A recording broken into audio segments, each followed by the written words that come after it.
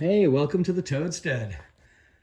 Been a while since we made a video, but this will be a little fun. What we got here is a Vermont Castings Intrepid 2 catalytic little wood stove. And it's about 2 feet by 2 feet, give or take. Takes 14-inch logs.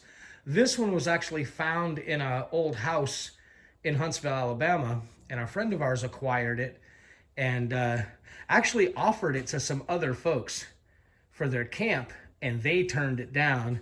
So he called us, and boy, was I ever happy to get this call. I'm not going to go into a bunch of detail on the stove. I don't believe they actually make this one anymore because they've gone to gas and some other, the EPA thing. Don't get me started on that. But it is a catalytic stove. It's in great shape as far as mechanically goes. We are replacing the glass. You'll see the doors on the bench after a while. But, you look up wood stove in the dictionary, and I guess this is kind of what you might get for a little bit later catalytic stove. And we are really happy with it. Like I said, it takes 14-inch logs. You can load it from the top. And, of course, the glass-covered doors open. That's the ashtray under the grate. There's a set of andirons that go here that we didn't get.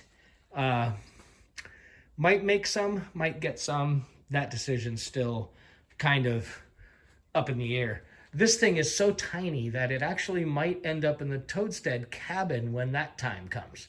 But for right now, we've got it here in the shop. Just got it up on some concrete block. And you can see some of the gasket material from where we did the door gaskets. And then, can't really see that gasket. I guess you can. Redid the top gasket.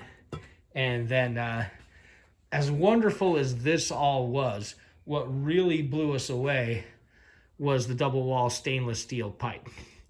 That stuff is stupid expensive, and we were so happy to get it. In this application, you can see that red circle there. That's where it's going to go up through, the smaller one right there.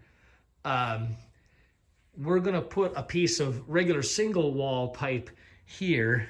As a matter of fact, it's sitting over here with a little stubby piece of the double wall. It's kind of a adapter, I guess you could say. And then we're going to put at least 6 feet, perhaps 9. There's some rules we'll get into when that time comes, but I haven't decided yet. Right now, we're just at the tail end. Had to wait a long time for the polish to come in. Yeah, I guess in South Mississippi, nobody carries this stuff, so I had to order it from Ohio. Thank you, Ohio. And we're just in the process of putting it all together. Here we're working on the doors.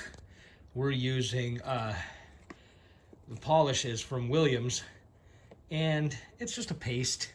You put it on, wipe it off. But up here you can see kind of what we started out with. And then this is what it looks like. Really trying to get the doors done first because we want this polish taken, all really nice. And then on the back side, as you probably guessed, we're going to be replacing the glass. You can see I've already replaced the door gaskets and the glass screws on here, but we want this to look really good before we put the glass on because it's a real pain to do that with the glass on it. So we got a little ways to go, but so far so good. Well, as happens all too often, the the video you're watching right now had to be interrupted. And, well, we don't call it the Schizophrenic shop for nothing. So let's take a look. Well, the new stove is in, and it has a heater on it. Define irony. So why are we doing this? Well, a buddy of mine's got his Jeep apart, and it was kind of a, hey, we got to do this now thing. And without a doubt, that is the case. Because evidently a thing with these Jeeps is you start having serious cam problems. And this had to be done. So Welcome to the Schizophrenic shop. You never know what is going to happen. Well, okay then. For those of you who are wondering, the Jeep is done. It's back on the road. Life is good. And the one thing I learned is if you buy a Jeep with that 6-cylinder in it, boy, it's a known problem. Deal with it. Not good. But here we go. Couldn't film while I was doing it, so there it is.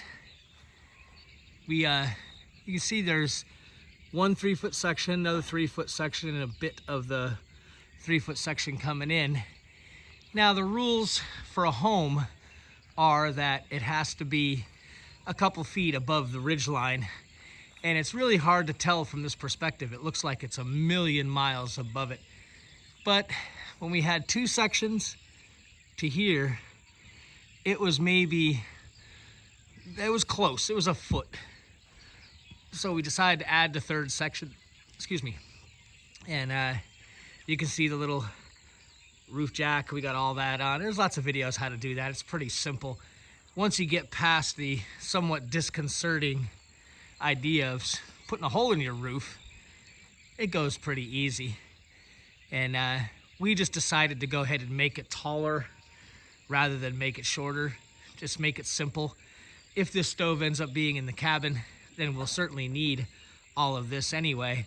And we went ahead and braced it. I get this feeling that if we get under some kind of a hurricane watch, this is about 15 minutes to take down and just cap it off. Don't know, but the manufacturer recommends 15 feet of pipe for proper draft, and there's about 14 and a half feet here.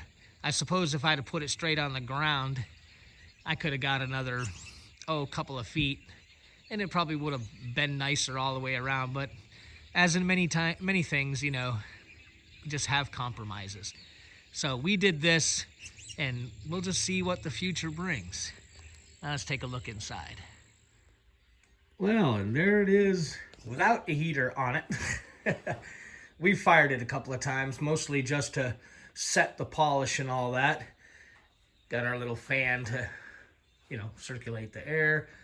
Got our little thermometer, let us know what's going on. And there she is, up on through the hole. And it does well, excuse me. It does well.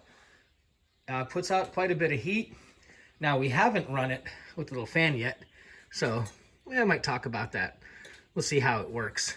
And this is the top. Theoretically, you can cook directly on it like a frying pan. I don't know if we'll ever do that for obvious reasons, but we are, next time we fire it, going to put a little oil on it, probably some peanut oil. What do you know? We just happen to have a bit of that. And kind of season it, A, so it won't rust, B, because, hey, you never know what we're going to put on there. But the main thing is just to get the rust away from it. We didn't polish it, again, for that obvious reason. But want to thank Paige and Emily, those who helped, along with Corey and Vanjie, that helped us make this thing happen all the way from Huntsville to here. And I want to thank Ernie for helping me get the bloody thing up there. With this hearth that we made, we couldn't use the engine hoist, so Ernie and I had to pick it up and get it placed. So we're really happy. And we're going to get a workout with it. Right as I'm filming this video, we've got a couple 3 or 4 days of real cold for us, which means, you know, between 25 and 32. And we have another project. This one is got transmission issues. So we're going to be working over this weekend, which, guess what, just happens to be the weekend where it's going to be very cold. So, assuming we don't bake the paint off the side, which I don't think we will, because we'll set up a fan if we have to. This will hopefully keep us warm without having to spend money to burn propane on top of something we spent money to heat the place with. So anyway, thanks a lot for your patience, and welcome. That's the Schizophrenic shop video too, because you just never know. Right when you're doing something, that Jeep was my friend's lead vehicle. It had to be done. He was home for 3.5 days, and thank God everything went pretty well. We got it all jerked apart, put back together again, and then was able to get him on the road so we could finish this project. All right, thanks a lot. We'll see you next time around.